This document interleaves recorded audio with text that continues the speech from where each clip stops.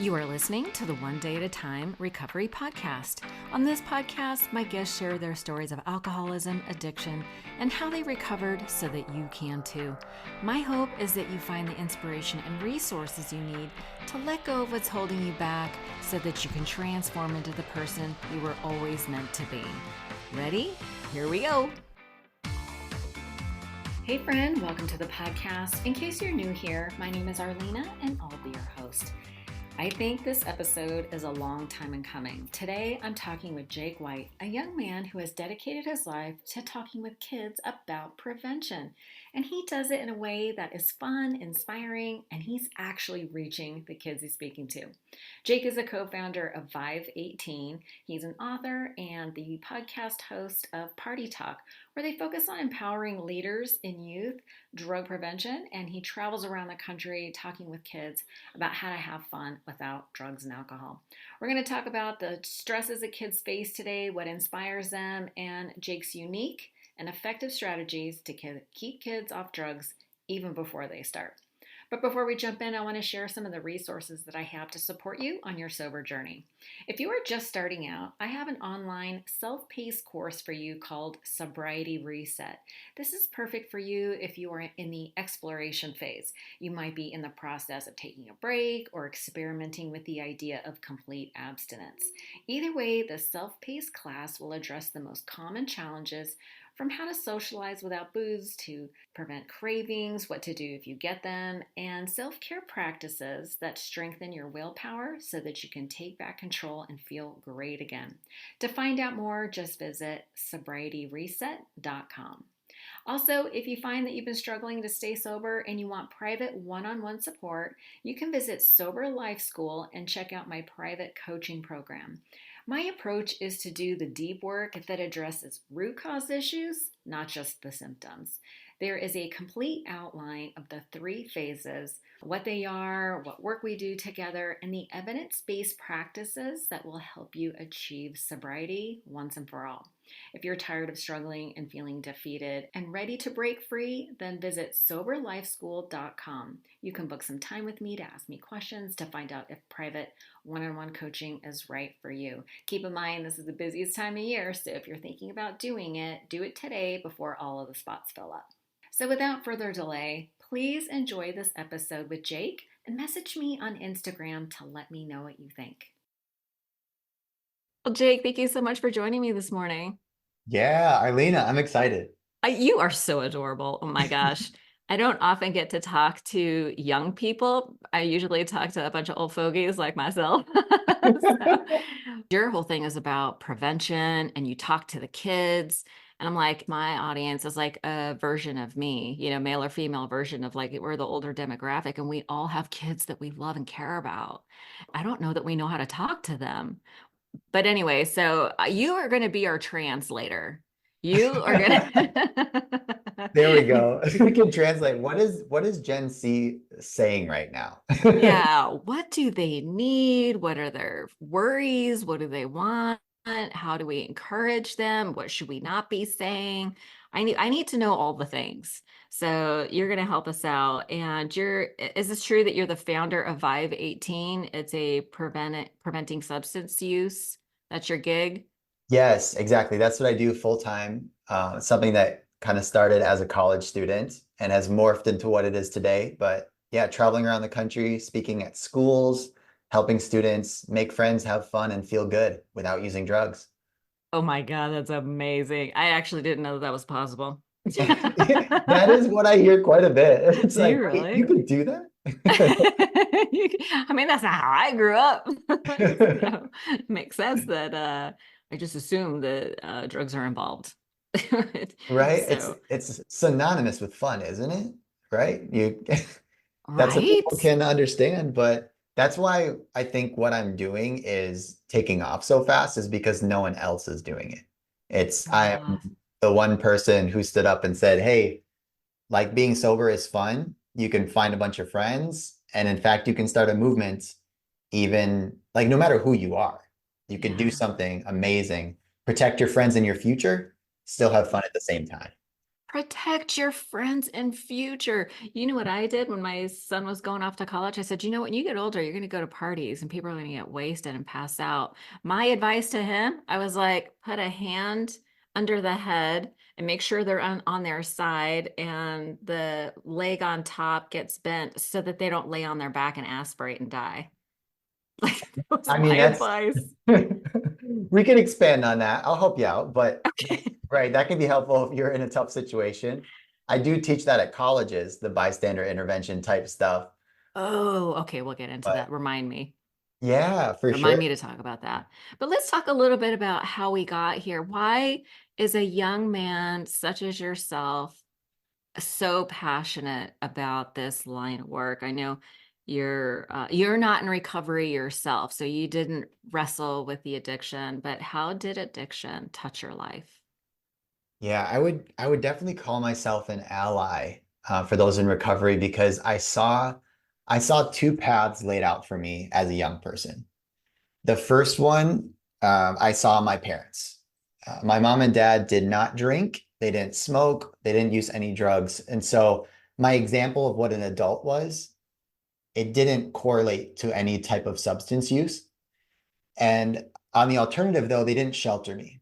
Like we talked about it, mostly because this other path that was laid out was the life of some of my family members, specifically one of my uncles. So my mom's brother. And his life was just riddled with complications, failed relationships, going into prison, into hospitals, all because of his relationship with alcohol, eventually drugs, and things like, you know, opioids and stuff like that. So I saw it as I have a choice to make. I can follow this path that my parents have modeled for me, and they empower me to do great things. I also have a path modeled where there's kind of this quick high or quick fix or escaping reality, which has led to a lot of traumatic things that I don't want to experience and I don't want to perpetuate in the world. And so because I'm very future motivated, I think that's something just like built in me. I look forward to the future. So when I saw those two options, I kind of said, all right, I need to make a decision and I need to protect that decision and learn how to do it well. So that was kind of the scenario that I was brought up with. Yeah, that's so painful to have a family member who struggles in that way. And did you ever get clarity as to what happened to him that made him, susceptible to drug use in that way? I don't think that I did. So he was one of those family members where we would see him at holidays, maybe a couple Mm. times a year. And so this is my uncle, like the most fun person in the room. He's goofy. He was the youngest sibling too, so like he's the fun uncle. And he seemed to have everything, right? Like he was an engineer, crazy smart guy. Graduated the top of his class, makes six figures a year. Just like role model guy. Yeah. And I I do know that he was very consumed with things, with stuff, like had to have the nicest and the newest, and image was really important. And what I've seen just from like, there's no science around what I'm saying right now, but like what I've observed is what when we have this idea that we can achieve happiness through external things, we're more receptive to falling for that trap because we will Mm. never have enough clothes or enough tech gadgets or have enough of something to fulfill us. It's kind of a Mhm. decision you make internally and something that has to be done from the inside out. And so what I think part of that journey for him probably was, like most of us, how can I be fulfilled from the inside out, not the outside in? And when it comes to fitting in and being around a different crowd, you'll do what they do Yeah. because you don't feel validated enough on the inside yourself. Well, then I'll be validated by these people or by doing these things. I also know since he was in the engineering world and like the sales role, um, for people who are in that culture, it's a lot of like schmoozing clients with booze and going out to fancy clubs and doing these big giant fundraisers, which are just, glorified parties Yeah. and outrageous things happening. So he was in those environments too. Do you know what's funny is that's I spent 10 years in the tech world. I was sober when I did it, but it was challenging to, I mean, it wasn't really challenging, but that's what I saw. So if he was a sales engineer, then he would be paired up with somebody like me because I was like the salesperson. But I always needed a smart person who can speak geek, you know. Anyway, Yep. that's kind of how, and so he would have been like somebody that was my counterpart. And we would go out to these dinners and entertain guests and sales conferences and things like that. And that is a heavy drinking culture. Mhm. So yeah, Yeah. I've seen people crash and burn, to say Yeah. the least, in that Oh, environment. So I could see how he would be susceptible to that for sure. yeah. Yeah. There was definitely that frame of mind looking from the outside in because we spent, I look forward to spending time with him, but it was so infrequent Yeah, that it was just so sad to hear because I'm like, but I was just with Uncle Whit. Like I was just there. We had yeah, so much fun together. I love him. He's so successful. He's such a role model. How can this stuff be true about addiction? And I think it frames our mindset and our stigma of addiction today is like, oh, right, addiction is not for me. I'm not in danger. It's not my family. right, And students today have that too. I'm like, no, I can't be addicted. Like right. I'm powerful. I'm resilient. Yeah. I'm flawless, Yeah, right? kids do Even have though a little bit of a invincibility a that's factor there. maybe that's the word right there. They feel invincible and Yeah. that's a great feeling to have, but it's pretty So dangerous. delusional. And so what happened to your uncle? Mhm. Yeah, so he passed away. And the timing, I had started my movement um, right before he passed away. Oh, you started it before. Yeah. And that was actually a very sweet moment before he left, was like he was very proud of me. And I Hmm. remember going to the hospital to visit him and being in the town and he said, Jake, the thing you're doing is really important. It could have changed my life. And Whoa. that was a big moment to look back and realize the importance of what I'm doing. And so Yeah. when it gets difficult running a movement like this and it's Hmm. countercultural, it's like Yeah. remembering, no, this is for him and this is for all the people who have lost loved ones. And if we want to change our culture, we've got to challenge it. And that hurts. Yeah. So you had an opportunity to say goodbye to him. Yeah. Yeah. That's beautiful. And what was the impact that you saw? So you'd already started the movement. So were you compelled because you saw how it affected like your mom and your dad? Mhm. Yeah. I mean, I didn't want to see anyone go through that hurt. And it was watching my grandparents seeing Ooh. their son gone too soon. Yeah. Because I mean, he was in his early 40s, and that was something that just hit me is I won't know that feeling. I don't want to know that feeling of how it would be to lose your son or daughter to addiction and all the things that must be swimming in their mind because of that. And we know it's not their fault, but I can imagine being so close. That would be that's something you'd have to fight. You'd be going over it all over. What if I did this? What if I did this? Oh, yeah, And for it's such an sure. inner turmoil when you lose someone too early. Um, Yeah. I definitely don't want to. I want to be a part of a movement that reduces that experience for people. They don't have to go through that. And I think that the work that I'm doing now is it's so preventative Yeah. that my work oftentimes, luckily for me, I don't have to live that experience over and over and over again because I'm in the Right. prevention side. But it's Right. like, what seeds can we plant right now so that when students are faced with that decision for the first time, they're equipped with the resilience, the mindset, the future, like the things that can say, oh, yeah, that's not the path I want to go in because I Yeah. want to live in this different world, that we want to create together. No, that's beautiful. So let's talk a little bit about the actual work you do. I think prevention, it's hard when somebody is already in it to get them out. So it makes sense that we start focusing our time and energy on the prevention. So tell me a little bit about the work that you do and how you do it. Sure. Yeah. So our goal at Vibe 18, like I said before, is to help students make friends, have fun, and feel good without That's using amazing. mind-altering substances. Yeah. And it's because if you think about drug prevention in the past, right, the DARE program, the scare tactics, the car crashes, is that students, we're laughing and students are laughing. It's but like more importantly, the science shows that that doesn't work. It Because if doesn't. you can remember, as a young person, you felt invincible. So all Right. these scare tactics are you're like, oh my, wow, what level did you stoop to put this in front of me to try to scare me out of making a decision?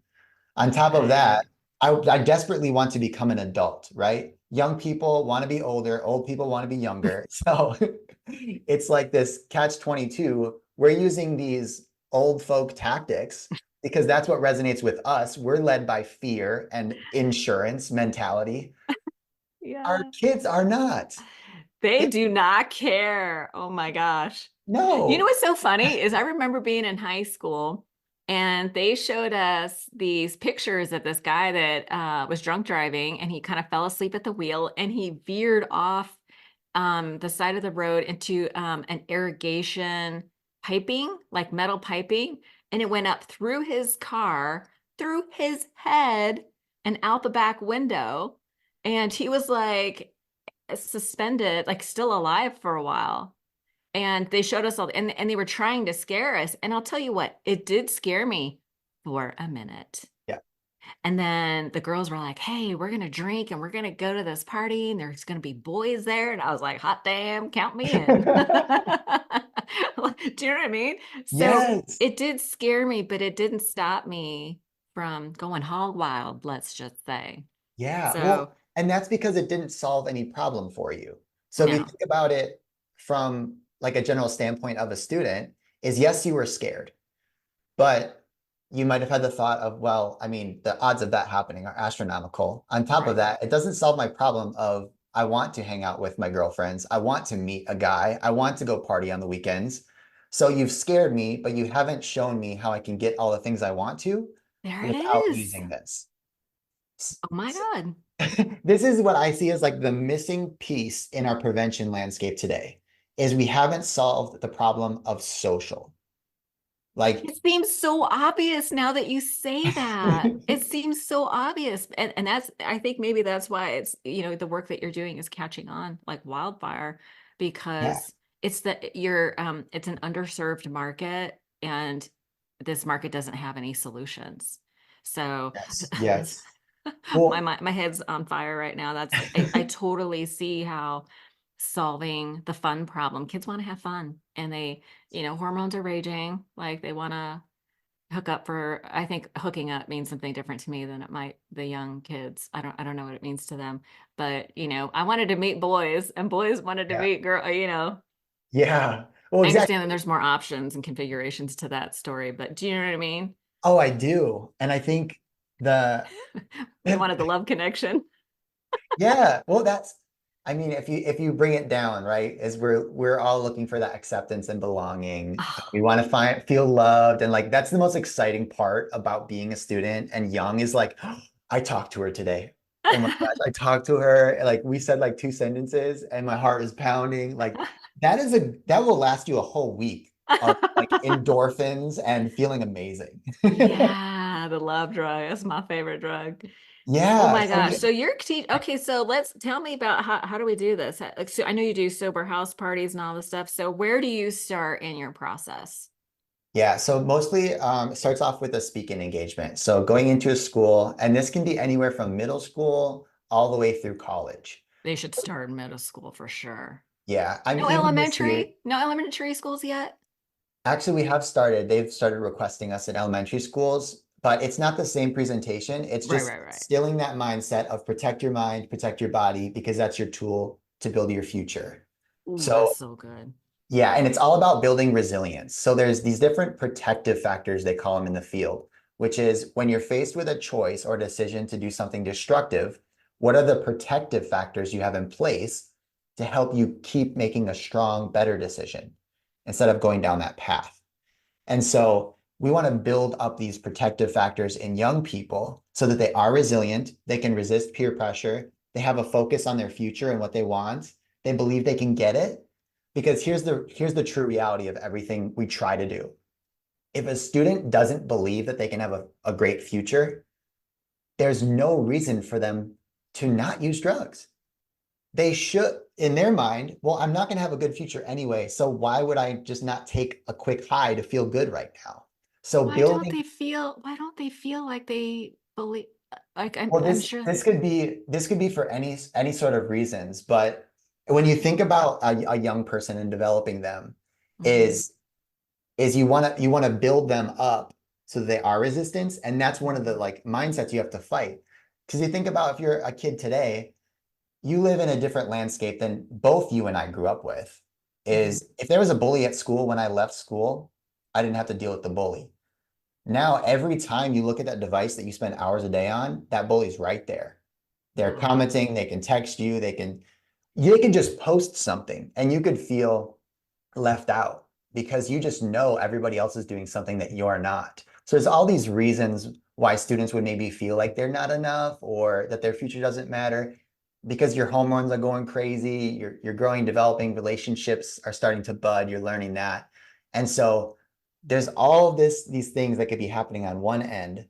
So us as parents and caring adults, we get to develop the other side of that, which is these strong, hopeful, resilient kids that believe the best in themselves so that when it comes to this moment, when they're faced with a decision, which now we're seeing as early as like second and third grade, Uh-huh. students are finding like THC and vaping products. You know, schools, I've talked with principals who are like, yeah, I've got a drawer full of vaping products In elementary school. in elementary school. So like Yeah. having these mindsets develop them early is why we're also doing elementary. But your initial question was, I think elementary would be so important because that's, yeah. these kids have older siblings. Yes, exactly. And so that's why helping, like doing some sort of education through Mhm. speaking and a third party. So we come in and we're, fun, relatable. We incorporate music and drumming and different hobbies that they're into. So it gets them hooked in the message. It's not this doom and gloom, scary message. Um, Doesn't work. yeah, it's very fun. It's very energetic and positive. And more importantly, we give them a chance to take action. It's not Okay. the don't do drugs message. It's, hey, have a life, a full life, go for your future and protect that future with good decisions. So we're giving you something to do. Okay. If what you love is this, cool, we're going to help you be the best at that. So you're not even tempted to use these substances that could take away your dreams. So it starts with the education. We can invite them to form a student club where they can also get those connections, belonging, fun. That's really important. And then those clubs can host their own events. So this is where the drug-free events and parties and stuff like that have taken place. And that's been just so fun to see, like training college students to throw sober house parties and at the same time training middle schoolers to throw like what did they do? They did it was called an aloha party because it was a Hawaiian glow party. So they called it Aloha. Oh aloha. my God, that is so cute. Tell me, what does that Yeah. party look like? Oh, there was like 100 middle schoolers showed up to this campground that donated their space, and they played capture the flag. They had glow sticks. They had root beer floats. Um, it was awesome. They flew us out there to see the party. So we did the speaking. We trained the group. This was the best part. They did a Shark Tank competition to pitch their best event idea. Aloha won. They went out to the community. We taught them how to get sponsorships. So they went and sponsored, like, got $700 worth of sponsorships to buy decorations and food and games. And the students flooded in, had a great time. They had all these different competitions they played. They had a dance party with music, played capture the flag. And students, like just being around each other in a new environment, they're going to have fun. Yeah. And so it's pretty cool. We have a amazing video of these students, Oh my these God. middle school students talking about how awesome it is to promote sobriety, in their community and how they felt supported by local people to do this and how they want to do it again and again. So it's pretty powerful stuff, but it's all about creating opportunities for them to take action, not just telling them what not to do, but okay, if I'm not doing that, then how can I still make friends, have fun, and feel good? Well, now we have community, now we have education, and we're building resilience. That's brilliant. And I've been listening to all these podcasts. They talking about how isolated everybody feels. Everybody feels so isolated and disconnected. And for a long time in the addiction recovery space, we talk about how if if alcoholism is a disease of isolation, then connection is the cure. But these days with the kids, everyone is like in their room on their phones, on their game consoles or whatever. Speaking from my own experience, I had two boys that were not necessarily into sports and didn't really fall into like the normal categories that a lot of kids fall into. They didn't do like drama or because it's either at school it's like the drama kids and then the sports kids, but what about all the other kids who don't really have a place, right? And then take into account that a lot of family, like the people don't a lot of people don't go to church anymore. Like when I was growing up, everybody kind of went, and then in my generation and maybe even before that, people stopped. So it's like we don't really have community like we used to. So we need to find a place where people and a way, because it's like my kids are just seem so isolated. And I think about a neighbor lady of mine. I only saw her kids when they were walking home from school or to school. They were like kids are just never outside. It's really bizarre. Yeah, there was a picture I saw and it was just like bicycles all over the front yard. And Yeah. it reminded me of like, yeah, we did that. Like we were Did at you the do park, that? going to houses, right? And you don't like I don't see that anymore. Like where are the kids' bicycles littered across the lawn and at the park? Um, Yeah. and it is tough. It's kind of we've built a comfort zone of doing everything so in our house and isolated a little bit. Yeah. And I think the kids get a tough rap too because they want to do stuff online on their phones and the way they connect with each other is changing. And I want to say for better or for worse, but it's hard to say, like to give it the option and not see it as just something that seems negative. Um, Yeah. it's Yeah. like a tough battle. I do know that some of friends that I know, that was their saving grace though, technology. Like having a chat group of people because they had a hard time in school, but they Mhm. have this online community that loves and supports them. And even if it was just like they have this online group where they watch a movie together and they make jokes and they talk, but they were Yeah. together. They still Yeah. got that feeling of belonging. Or the video games where you're like, are you seriously playing video games again? But they're chatting with their friends and Yeah. they're connecting. And I'm sure using language that's great, not the one like they're supposed to be exposed to at this age. So there's like a lot of negatives, but I'm trying to find the silver lining, Arlene. You're really struggling there. No, I'm I'll trying to tell you find what. it. You're trying to find it. No, it is sort of a blessing and a curse, and it is dependent on the way it's used. Like my younger son made friends online through video games, but and they're still friends. He's had this same group of friends for 10 solid years, maybe Wow. maybe a little longer, the same core, and they've all gone through changes. They support each other. They've gone through typical friend group stuff where they get mad at each other, and then there's always like the peacemaker, and then some people leave and some people come in, but it's been like this for 10 years, and it's just the new way they do things. And I think as a parent, we want to try, like we're living in a different world now. Like as a parent, I almost like encouraged it because I knew the kids were safe. I Mhm. felt like they were safe. But when we were talking about some of the problems and solutions, one of the problems that I'm in the addiction recovery space, and I didn't know that kids can now get drugs delivered to their house, like through Snapchat. And so my younger son had a period of, he's fine now, but he went through a period of time where he was experimenting. And I did, and he was getting drugs delivered to the mailbox. And here I am thinking my kids don't use drugs, they don't drink, they don't do anything, they're always in their room. Little did I know that he was basically, you know, doing stuff and then like connecting with his friends online who are also, some of them were doing stuff too. So that Yeah. he went through that experimental phase, but I was shocked. I didn't know that that was a thing. Yeah, there's been a lot of like challenges with platforms like Snapchat where the messages go away and you create new profiles and it's Yeah. target like students are on it so much.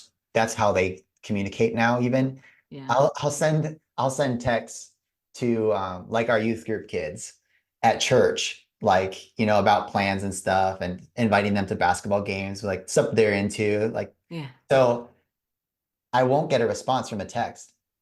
And then Snapchat is like, boom, they're there. It's Wow. They it's don't it's a totally respond to different way. text. No, it goes on red. They have a bunch of them. It's like is it's I'm That's an so old crazy. person to them. Like that's old people stuff, Can I Jake. ask you how old you are? I'm 32. Oh my gosh, you look like a baby. I mean, 32 is kind of, but yeah, you're the old guy to them. Yeah, exactly. Oh, how That's funny. that's the thing is, I mean, specifically because I think if there's parents listening here, there's this idea though that because you're a parent, you can't connect with your student. And Mm. that I think is just it's unhelpful self-talk because the truth is your kids desperately want your approval, Oh, desperately. really? And Still? still, even if they act like they don't care about They anything, do act like they don't care. They do act like no, that. They act like no, they don't no. care. So here's the difference too, is what we found through the science of drug prevention is that if you survey the students who choose not to use drugs, Mhm. is one of the top reasons why they say that is because they don't want to let their parents down. And if you Mm. break that down, it says number one, they do care about what we think. Number two, it does say they want to make us proud, and that the boundaries that we set up with our students, like the guidelines and what we expect from them, and how much we believe in them that they can achieve great things, that's Oh, having a great effect on the decisions that they make. Now, could they still make a mistake? Absolutely. Because there's the other side of the spectrum of what are the reasons why students do use? And right. one of the top factors for those is dealing with stress and mental health issues. So there is actually a really interesting study done. I believe it was by Columbia University, and they asked parents, how many parents, how many of you believe that your students would use a drug to deal with stress? And they believed that 7% said, oh, my student would. Now They they would use they drugs to believe that their kid would use to deal with stress. only 7%. Oh, we are 7%. delusional. Yes, we are. Yes, we are. We are In delusional. reality, they then surveyed the students that did use and said, how many of you are using because of stress? And 70% said that was the top factor. And so there's this dichotomy of like, we don't matter. We're not helpful in influencing our students' decisions, but that's not correct. As adults, before they're using, everything that you do is one of the best things that you can do is learn how to protect that student from Mm. making harmful decisions and increase those what we would call protective factors. But just thinking about what you had told me too about your student, like you had no idea, right? Like he's using online No, I to was get something delivered. clueless. And I was speaking at the DEA's youth summit out in Vegas and a couple thousand students. And that was one of the things that they focused on was how dangerous these platforms are and what to look out for to know, like, are you talking to a safe person or not? Because it would make your stomach sink to know the stuff that's going around online and the secret codes and emojis that they use to represent different drugs and to signal youth to say, hey, drugs are awesome. it's going to fit the lifestyle you want, and to find a dealer really easily. And this is something I would never like share with a student or a kid. I don't want them to know how easy it is. I want them to think it's hard to get drugs. I want Okay. it to be harder to get drugs. Um, Yeah. but I also know that's not going to be the thing that saves them from it. They'll Right. have to make the decision for themselves at some point. Yeah. So what techniques do you have to help students focus on their future? Because when you're young, all you care about is what's happening right now. And the kids, I understand, are under so much stress, so much pressure. They're dealing with, they're really the first generation to grow up only knowing social media, right? And I hear about some of the things that especially, I hear a lot of stuff about the girls, what the girls are dealing with. Like I've seen all these little videos of, Am I Pretty? Like they're doing these little things like I really want to know, like, because that is what they're taught to think is like that's where their value is. And so all they care about is like seeking approval and belonging. And I mean the kids are under so much, there's all this comparison, like you were saying, the being left out of stuff and the bullying, and just some, like, I didn't raise girls, thank God, because some of the stories that I've heard, it's just it's really intense. So Yeah. what are some of the solutions for all that? Yeah, well, you kind of opened it up perfectly. Is this the students aren't necessarily focused on the future because their brain, their frontal lobe isn't fully developed to start focusing on that stuff anyway. Right. So all the advice, we could talk about that forever, right? And They it don't care about might the be a waste future. of time. Yeah. Yeah. But the question is, oh, I care about being pretty. I care about being popular, how I'm seen. Am I Yeah. fitting in? Yeah. And so those are the questions that we have to answer is, well, how does drug use relate to your physical health? Does it mess your skin up, your teeth up, like stuff like that? Oh, absolutely. So Yeah. if those are the things that they care about, those are the things that you can help them research. And helping a student discover something is so much more impactful than telling them something. See, if I know that someone is really, really into their looks, today's students want to be influencers, right? They see all these self-made millionaires online doing channels and streaming and social Yeah. media influencing. They're like, oh yeah, that's what I want to do. Yeah. Okay, perfect. So you value your image. Great. Let's look at what this does to your image. Let's study it. Put them on a little project to say, what happened to this person when they started using drugs? Or what does this do to your image? How do people perceive you? Mm. And look at it from those lens. And I think the bigger thing too is to ask them, don't just think about your close friends and your group that you have right now that makes you think this is normal. Look beyond that group, because what your group of friends thinks is normal, another group of friends could think that's not. Right. And here's just something like hopeful to share with everybody is I keep bringing you down. Share. Tell me what the hopeful stuff is. well, a good thing to share is that statistically, over half the students in our country don't use any type of drug. Half. More than half. Yeah, More than exactly. half. When you Wow. look at the different studies that are done, one is called the Youth Risk Behavior Survey, and it's done in states all across the country. And they're showing that the majority of students are not using any types of drugs. But what gets headlines and media and attention is the negative. It Right. makes us feel fear and stuff like that. So it sells. But Yeah. the true story, and the students buy into it, right? Because they're like, yeah, someone's always smoking in the bathroom. Hmm. It could be the same three students smoking in the bathroom every time you go because they're addicted. Of course, they're taking Right. every break to go in there and do that. And so you think everyone in school is using when it's the same group. Maybe it's your group of friends, Yeah. but in reality, it's not everyone.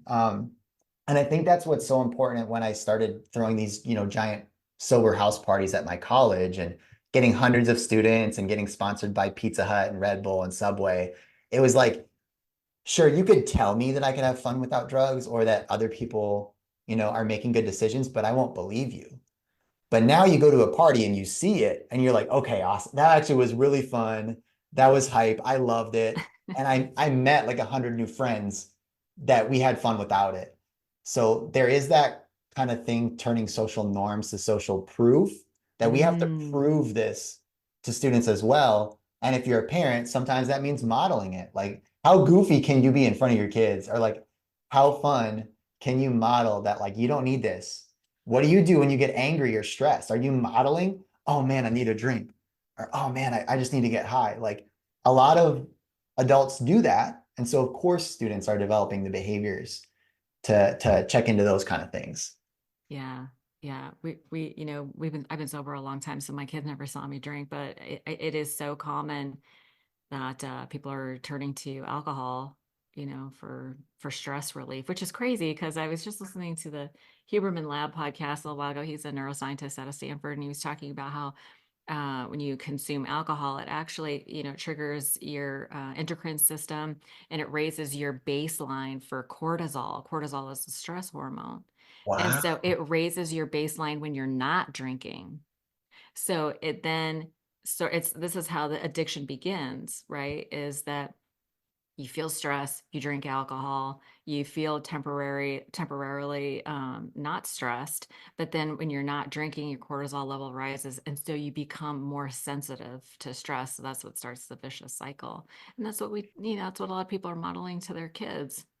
Yep. And that's Yeah, why vaping among youth really, really took off too, because yeah. they they said it was helping. And then what happens in between each Mm, use, like you said, well, now you're stressed even more. So you go to use quicker and quicker and quicker. yeah. And it starts that off. Yeah, the vaping and the THC use I found very challenging because you don't smell it anymore. Like if, back in the day, if we were sneaking cigarettes in the bathroom or behind the house or whatever we did, you could smell it. Weed, you could smell it. But now with the gummies and the vaping, especially the vaping, it's all fruity, Yeah. right? So it's like it's marketed to kids, and so you can't smell it. Right. And there's all sorts of concealment devices Yeah. that they can hide that stuff in, which is another thing about the industry. Like, oh, to say you're not targeting kids, but somehow you need to hide this, that's absolutely marketed to kids, Oh, good along with the point. flavors. So I know Juul got sued for, Uh, I don't know, 40 million or 400 million, something huge. yeah. Um, I hope it's 400 because, oh my right. gosh. Yeah. Yeah. But yeah, that's absolutely like it makes it harder to see Yeah. if your student might be using. So you kind of have to look at the behaviors rather than the signs. But there is a video people can look up. It's called Hidden in Plain Sight, and it's on YouTube. But you can basically see like a in a teenager's room all the places that could be hidden. So if like you are going through, your room, their room and cleaning up and stuff, and you see something, you're like, hey, that water bottle has been there for like 3 weeks. It's weird that it hasn't been taken away. It could just be a dirty teenager's room, but it also could be a concealment device. Um, Oh, because wow. there's ridiculous stuff that highlighters, bottles, backpacks, like those funny neon lamps and stuff, Hmm.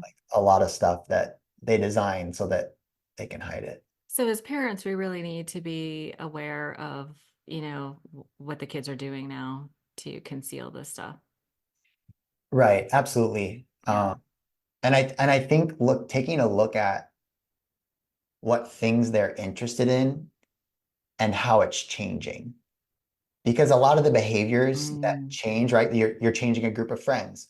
You're now yeah. into this substance, so you're less interested in that sport or that music that you were. Right. Looking at what Change stuff in you're drawing. interest.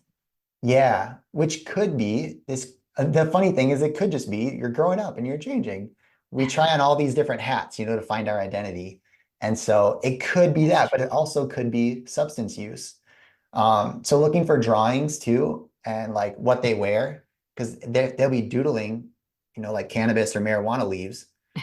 Then you're like, okay, there's one reason why you'd be doing that. You're into this, you know? Um, When my nephew started putting up posters of Bob Marley and putting incense in his room, I was like, homeboy is smoking some weed. right? Yeah, look out. Exactly.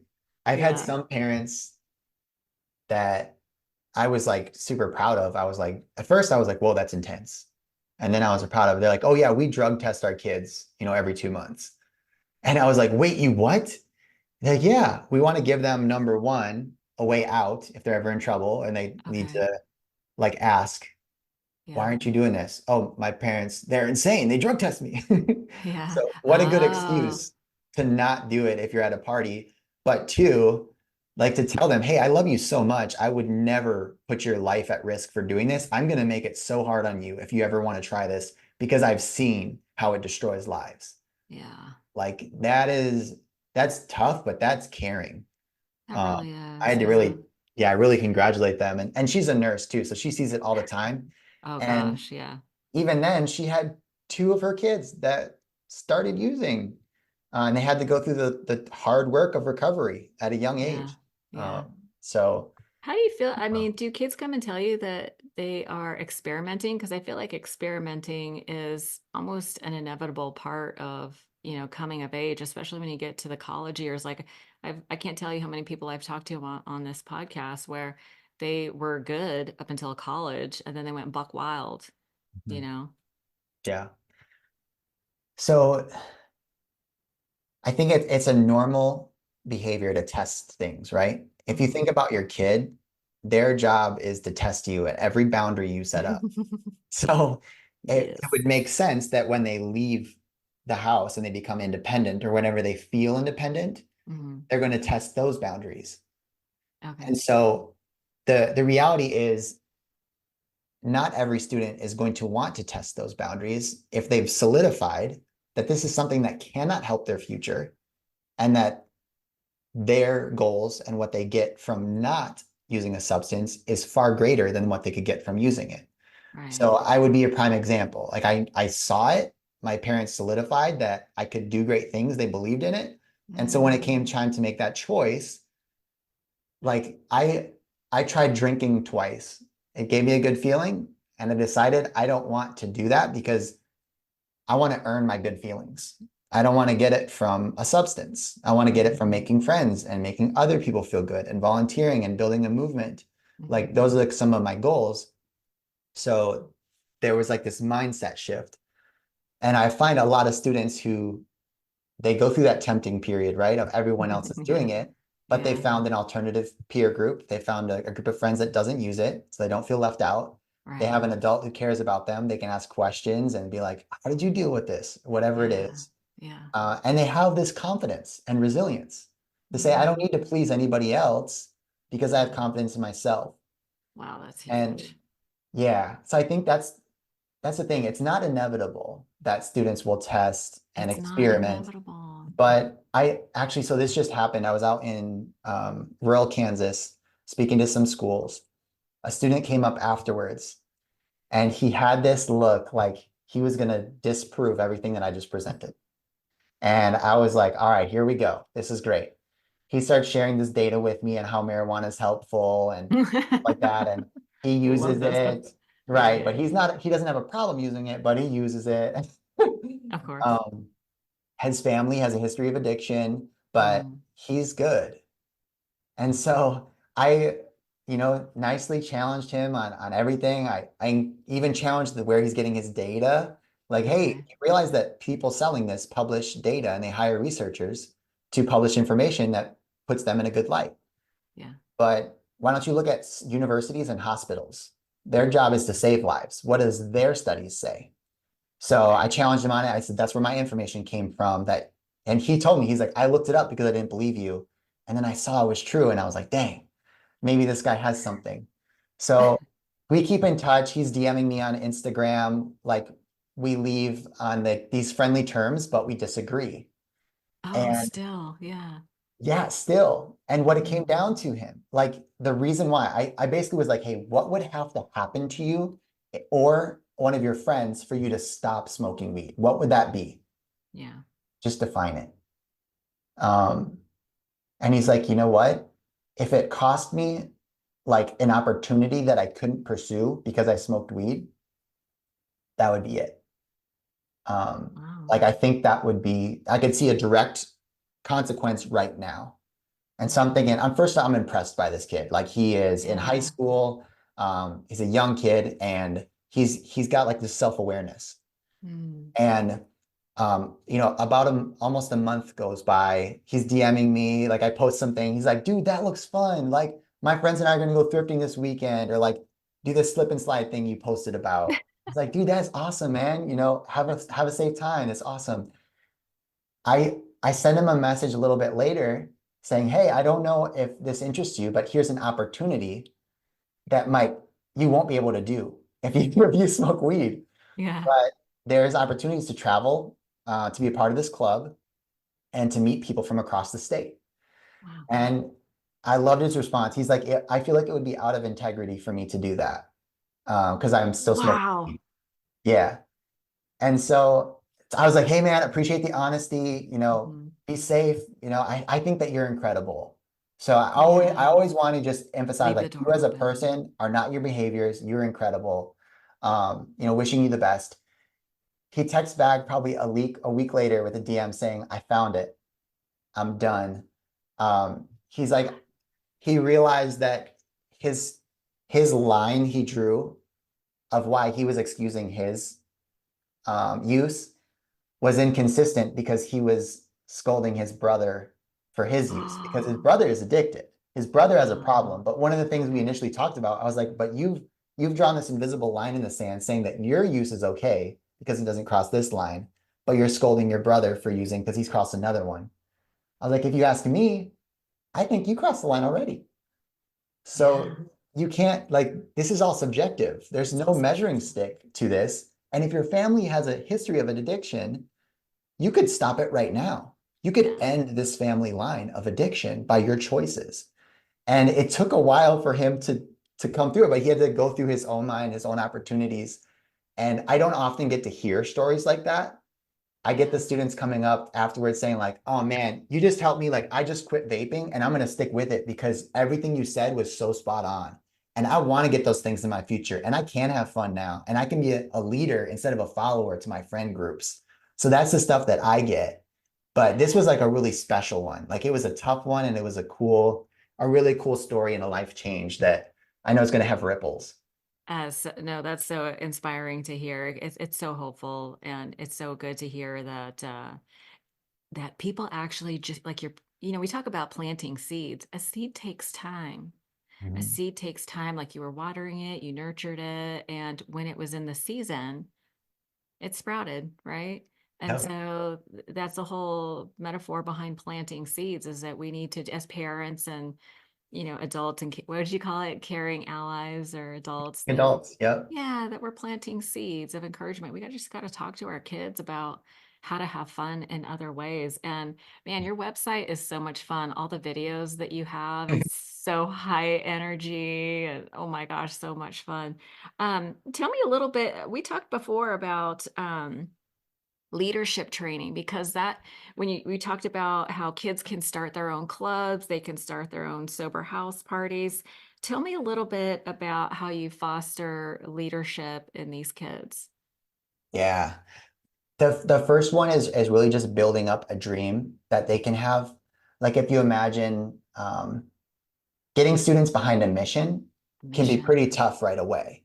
So in order to get them behind the mission, oftentimes find out what they're excited about. So I tell them about, my parties as a college student, and how I got these sponsors and hundreds of students, and they're like, whoa, this is crazy that you did that. I didn't realize that college students could party without drugs and alcohol, you know, from any age group. They're like, that's insane. Yeah. Did you go to a Christian college?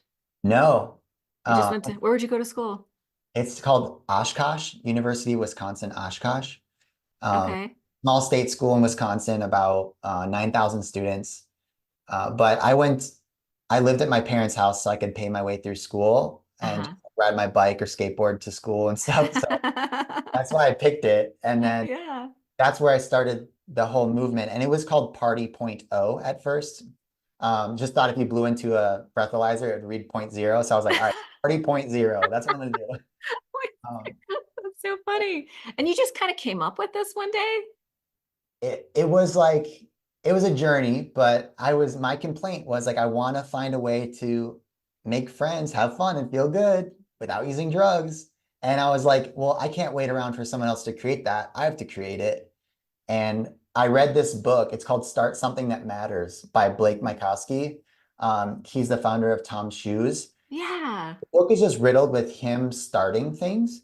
and his experience of finding a problem and then just going for a solution. And I was like, he did it like 5 times. I can do it once.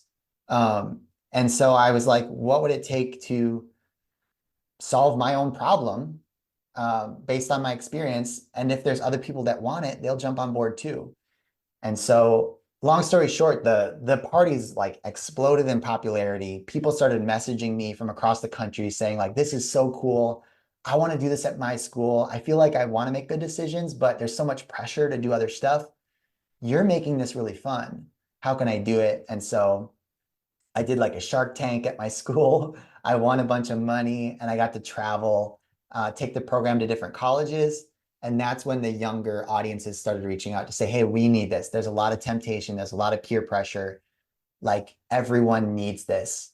And that's how, I mean, it began a movement. What is now Vibe 18 is it's more than a company. It's a movement of Yeah. empowering young people to be the solution, and to save young lives from addiction before it starts. So Brilliant. yeah, I forgot the question. I'm all riled up. I'm all I excited. forgot about it too, but we were talking about leadership training. So, Oh, and yeah. so it just makes sense that you were like, but it's just amazing that, because I think that for my boys too, I was like, you guys don't have like, just start something, but you did it. Right. And there's a bunch of failures in there and everything, but I think what happened and what I teach in the training Yeah. is that yes, you have to be willing to fail, but more importantly, you just have to be willing to ask. Like the way I Yeah. started it, I went out with a notebook and a pen and a friend, and we just met hundreds of students and we invited them to a sober house party. Like that's Wow. a Just like grassroots effort, just one-on-one. Yes, but check this out. We found out that 90% of people said yes to us with that invitation, which was proving that people do want a place to belong and have fun. They don't want to sacrifice their friends and their future in order to Wow. do it. They're looking for opportunities. So if you give Yeah. people the opportunity to belong and make friends with drugs and alcohol, they'll take it. If you Yeah. give them another opportunity, they'll try that too. And Yeah. so it was all about just creating it. And a lot of the training that we do is to build up their belief to get them to throw a small event to show they can do it. I can get sponsors, I can invite my friends, I can invite people I don't even know, and I can increase this sense of belonging and community so Hmm. that people know that they're valued. Like no matter what you do, what you wear, you matter. And Yeah. if you think about the best companies and movements, it's never really about the product. It's Never. about the feeling. It's about the community. Yes. And that's something that I would sell all day long is like you belong, you matter, no strings attached. Like I'll go to the grave selling that. You belong, you matter, no strings attached. Mhm. That's so brilliant. How do you build belief in somebody that young? Is it just by demonstration? Yes. So the first it's the this is possible. So that's what the speech and the videos will do. It's like shows other students that do it, what they did with it. Second thing is to equip them to build a vision of their own and actually encourage them to go do it. And it doesn't matter if it succeeds or fails, they're going to learn from it. Hmm. Through the process, that builds their belief. So the number one thing that has Wow. to happen is they have to take action fast. If it doesn't happen fast, it's going to fizzle out. So this is something that's so important. So after the presentation, I'm like, hey, I'll have lunch with all your leaders who want to do this. We're going Yeah. to build up a plan, a vision. We're going to delegate the roles to what you're going to do, not me. If I do it, it's not sustainable. If Right. you do it, it's going to grow. Yeah. And so giving them the opportunities to do it. And I have video trainings and what I call a playbook, which Hmm. teaches them everything, like literally word by word, how to get a sponsor or how to invite people, all this fun stuff, how to choose the right games so that the environment is really fun. Hmm. And those, even like the awkward people are making friends and making connections. There it And is. so, right, because to be honest, like that's me and a bunch of others is like, I feel I like mean, every all like that is the new identifier as I'm awkward. Like yeah, they all it's like that could be the name of the club, the awkward club, because they all do you know what I mean? Like they all identify as awkward. And so where is all this training? Is that on the Vibe website? So 518? usually it comes through the schools. Okay. So what will happen is like a student's not going on my website, but maybe a parent hears about us, they bring it Yeah. to their PTA or their principal, school counselor, or maybe a drug prevention coalition, which are these community groups Hmm. that do work in addiction and recovery and prevention. And so they'll bring us up, bring us into the community, and they'll take care of everything so that we can do the speaking engagements, we can do a training with the students, help them form a group and a vision, and then Hmm. assign an advisor Hmm. from the community. And then they go ahead and they make it happen. And I'm a resource on the back end. I'm always like, hey, FaceTime me. If y'all are in a meeting, just FaceTime me on my phone. And I would love to just like be your cheerleader, answer a question. Yeah. Because I love seeing them take action on this. So that's kind of how it starts.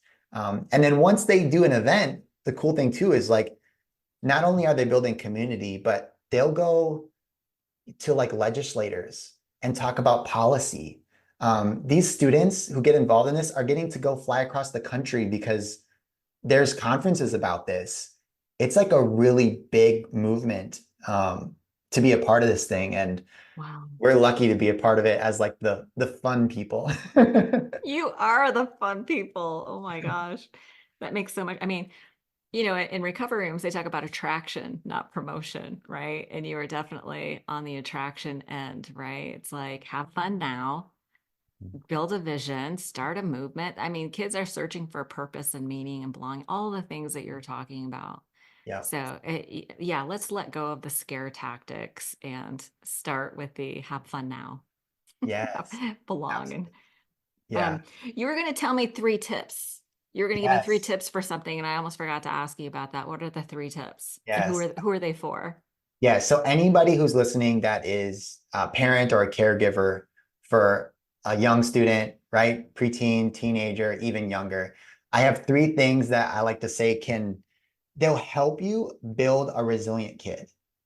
And that's what we want. Like when you talk about a Yeah. drug-free kid, that's a resilient kid who believes in themselves and has a reason to say no because they're saying yes to a better future. So the Mm, first thing is to delay use. Delay use. Second one is to do you. I'll explain that. And the third one is to care, don't catch. So delay use, do you, and care, don't catch. The first one is about delaying the age in which they would start using that substance. Push it back as long as possible. And this is because your brain isn't fully developed until you're 21 to 25 years old. The mhm, last part to develop is that frontal lobe, which is long-term decision making, risk, evaluating and problem solving, but also your identity. So mm. if alcohol gets in your brain, it is stunting the growth of all of those things. And that's why we're seeing addiction rates that are higher for Mhm, students who start using earlier. So if you want to addiction proof your kid, your family, it's delay that use as long as possible mhm. and be their frontal lobe. Your job is to assess risk. Your job is Yeah, to set up boundaries and all that stuff. yeah, Their job is to respect the rules that you set down and to understand that you care about them enough that you would do that for them. okay. And the thing that I say when I do parent presentations, like when we do schools presentations, sometimes we'll do a parent presentation or send videos so they can just publish it and send it to the parents. Mm. Is sometimes you can think, well, I want to let them learn to drink in a safe environment so that they don't go crazy and experiment when they're in college. Right, yeah, Backfires because now we're showing approval for a behavior that we should be showing we don't want you to start doing that because it puts you at great risk for addiction. yeah. So that's why it's not a great move. It shows approval for it. And what do you think the kid's going to do when you're like, are they going to go to a party and be like, no, I can't drink here because my mom's not here? No, they're going to say, oh, yeah, this is fine. I do this all the time. In fact, I drink with my parents, or they know I do it. Of course, it's going to perpetuate and lead to other things. So that's like a big myth that people believe that we need to just like take care of. Um, Okay. and y'all might have heard people say that in the community too. So the next one is to do you. And this one, I just have to say, like parents out there, caregivers, you are one of the top prevention strategies because once again, the students who choose not to use say it. That's their reason. They don't want to let you down. They want your approval. They want to achieve the things that you set out for them, even if they put up that front and they're fighting you and it seems like they Yeah. don't. Yeah. Their job is to push back. That's what kids and teens do. Yeah. They're looking for those boundaries. So, like sticking into whatever your behavior style, your parenting style, like what you learn, stick with it even when it's tough because you are a protective factor. Okay. And I like to just say this quick phrase, if you can remember from Do You, it's good behavior is caught, not taught. Good behavior is caught, it's not taught. So when you are modeling a healthy way to relieve stress, like you're having a stressful day, turn that into a lesson. Say, hey, kids, I'm super mad right now, or I'm mad at you. I told you to do this thing. You're not doing it. Instead of getting mad, I'm going to go for a run. And then when I get back, let's talk about it. You're modeling good stress behavior, different things, and even how you celebrate, all that stuff. So they're looking at you. They're listening to you less, but they're modeling you more. Yeah. Yeah. Uh, Yeah. and the last, That whole do as I say, not as I do. I never bought it either. that does not work. Doesn't work. Yeah. The last one is care, don't catch. So if you think about like we want to catch our students using drugs so we can discipline them and get them to stop, like that never changed anybody, right? The Cat's out of discipline, the bag. right? And our even our criminal justice system is moving to more restorative things. It's like how can we educate and change behavior, not how can we punish to change behavior? Right. Because punishing doesn't help you overcome that obstacle that got you there in the first place. So um, this the posture to have is like, can I be a parent who sets clear boundaries, but who also shows my students that I care? That's why I'm doing it. Enough that when they have a difficult situation, they still feel comfortable coming to me. Right. My dad would do this by saying like, "Hey Jake, it's the weekend. Make awesome choices. Um, no, if you get caught at a party, you're going to be grounded for sure, but it's better than getting a friend in trouble or like a life that might be in stake. So if you are in a situation where you need help, call me first. Yeah. It's worth it. It's worth the grounding." Yeah. And it kind of showed me like, okay, he cares. That's why he's setting up these guidelines. Hmm. And so you can do that too.